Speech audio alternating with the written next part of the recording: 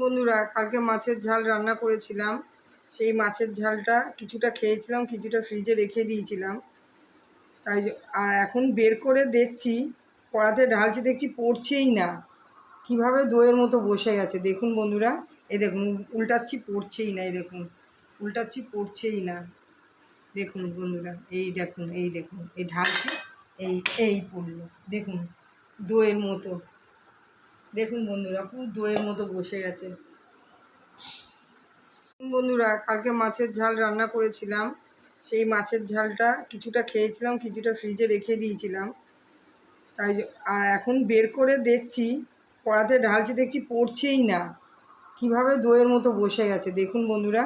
এই দেখুন, উল্টাচ্ছি পড়ছেই না। এই দেখুন, উল্টাচ্ছি পড়ছেই না। দেখুন বন্ধুরা, এই দেখুন, এই দেখুন, এই ঢালছি, এই এই পড়লো। দেখুন দইয়ের মতো। দেখুন বন্ধুরা, পুরো দইয়ের মতো বসে গেছে।